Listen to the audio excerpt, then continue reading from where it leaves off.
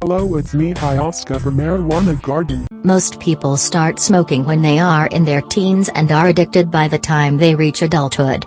Some have tried to quit but have returned to cigarettes because smoking is such a strong addiction. It is a habit that is very difficult to break. There are many different reasons why people smoke. 3 of the main reasons that young people smoke are to look mature, to be like their friends, and to experiment. Since teens see older people all around them smoking, especially their parents and relatives, they smoke to act older.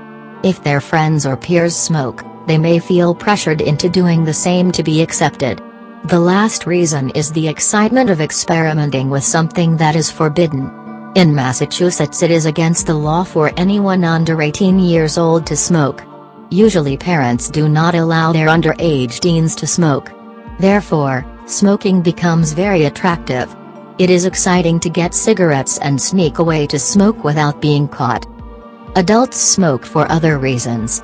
They may have a lot of stress and pressures because of economic and personal problems. They may be unemployed or working but not making enough money to take care of themselves and their families. They may be homeless, or they may be dealing with alcohol or cocaine, heroin addictions. Some may be in bad marriages or relationships in which there is physical and/or verbal abuse. All these people may smoke to feel relaxed or to give them energy while going through a hard time. Whether young or old, some people smoke to control their weight. Smokers, on the average, weigh 7 pounds less than non-smokers. Smoking reduces a person's appetite. It lessens his/her sense of taste and smell. This could be why ex-smokers gain weight after quitting cigarettes. Food tastes and smells so much better. Finally, there are people who say they love to smoke. Smoking gives them pleasure. It just makes them feel good. Smoking a cigarette for the first time ever is often toxic enough to make some people vomit, Kids Health says. Other early effects include coughing, a burning sensation and an overall sickly feeling. Those who make smoking a habit learn about the health dangers, the smelly side effects and the high cost. Despite a host of negatives, people still get addicted to smoking. Nicotine. Nicotine is the drug in cigarettes, and all tobacco products, that make smoking so addictive. Nicotine is so powerful that the scant 1 to 2 milligrams a smoker inhales from each cigarette is enough to turn into an addiction, notes the National Institute on Drug Abuse, NIDA. When someone inhales a cigarette, the nicotine shoots into the lungs, is quickly absorbed into the blood, and is hitting the brain about 8 seconds after the puff.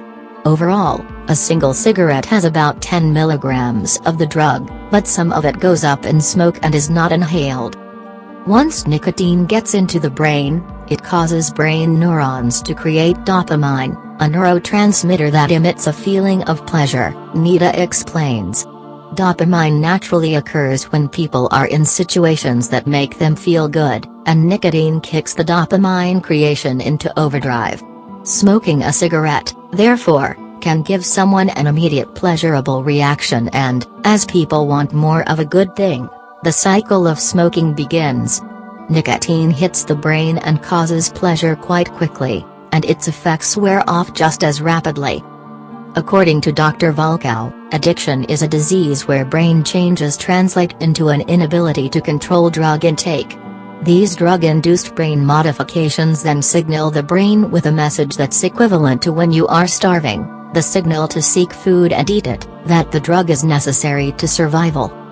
Dr. Volkow has documented how the brain's dopamine system makes us take notice and pay attention to critical survival events such as food, water and reproduction, how it generates extremely durable memories, its effects upon motivation and drive, and how certain drugs like nicotine are able to take the system hostage.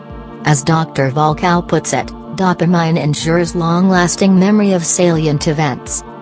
A true priority or wanting disease, it's why the dependent user seems deaf to their loved ones' pleas to quit, and blind to articles such as this. What right do any of us have to expect to awaken them to truth when their mind's priorities teacher is pounding home the contrary message that smoking nicotine is as important as eating food? Whom should they believe, us or their mental illness? It doesn't mean we'll stop trying. Dr. Volkow teaches that drug addiction damages impulse control, the ability of the rational, thinking mind to control unhealthy impulses flowing from the primitive limbic mind.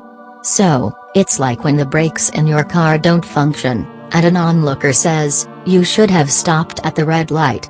Why didn't you brake?" Priorities hijacked, their mental disorder leaves them convinced that smoking nicotine defines who they are, gives them their edge, helps them cope, that life without it would be horrible, that quitting would mean endless suffering and feeling deprived for the rest of their life. The good news. The good news is that it's all a lie, that drug addiction is about living a lie. It's hard work being an actively feeding drug addict, and comfortable again being you.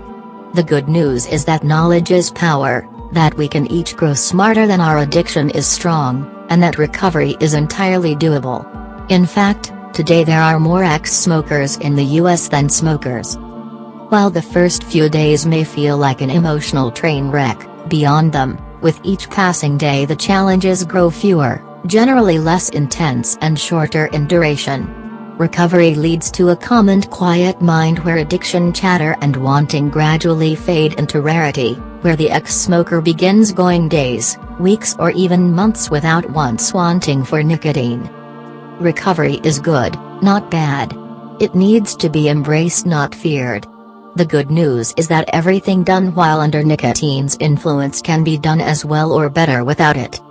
Our brain has tremendous capacity for recovery, says Dr. Volkow. But the addicted person has to take responsibility that they have a disease.